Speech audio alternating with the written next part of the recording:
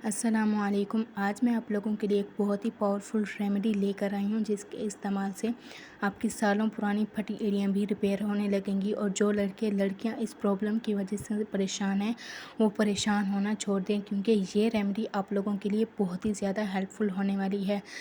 ये प्रॉब्लम तो सर्दियों में होती है, लेकिन कुछ लोगों को गर्मियों में भी इन प्रॉब्लम्स का सामना करना पड़ता है। उनकी हील्स इतनी क्रैक हो जाती हैं कि उनको बहुत ज़्यादा पेन का सामना करना पड़ता है और खून भी बहना स्टार्ट हो जाता है। तो आज की वीडियो आप लोगों ने बिल्कुल भी स्किप नहीं करनी।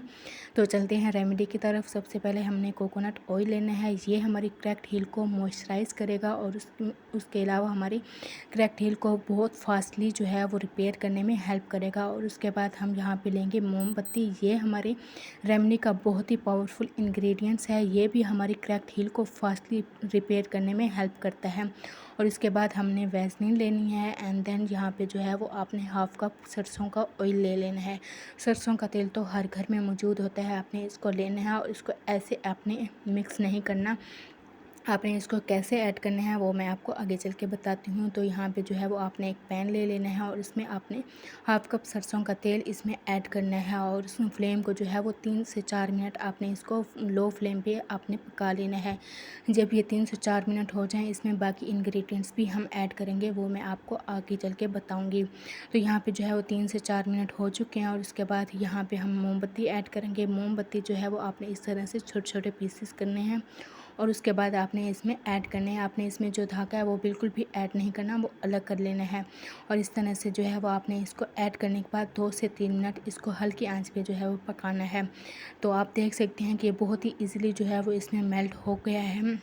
मोमबत्ती जो है वो इसमें मेल्ट हो गई है। और उसके बाद हम यहाँ पे वैसलीन ऐड करेंगे। वैसलीन का जो है वो हाफ़ चम्मच जो है वो मैंने इसमें ऐड किया है और इसको भी आपने 1 से 2 मिनट पकाना है। आपने ये सारे इंग्रेडिएंट जो हैं वो लो फ्लेम पे ही इसको आपने पकाना है, आपने फ्लेम को हाई नहीं करना। तो यहाँ पे आप देख सकते हैं कि हमारी वैसलीन जो हमने ऐड की थी वो भी डिसॉल्व हो चुकी है।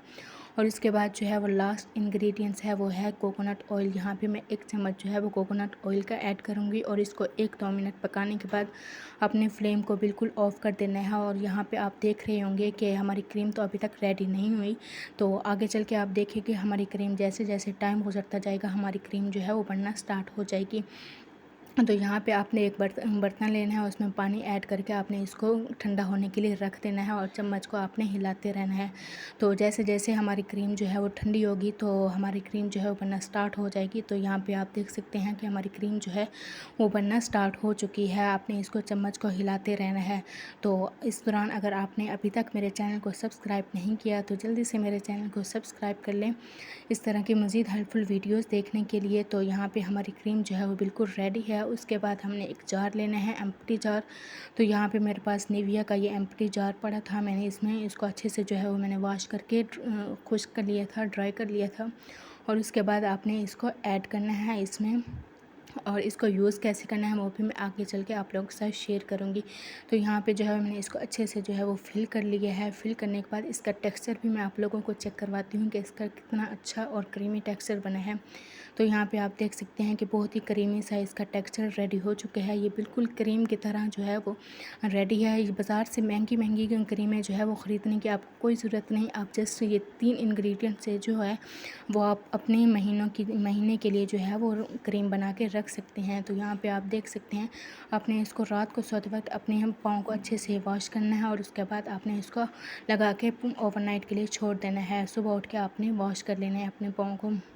आप देखिएगा ये 1 हफ़्ते के अंदर अंदर आपकी हील जो है वो रिपेयर होना स्टार्ट हो जाएंगी।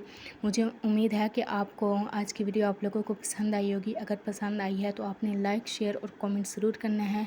अल्लाह हाफिज़।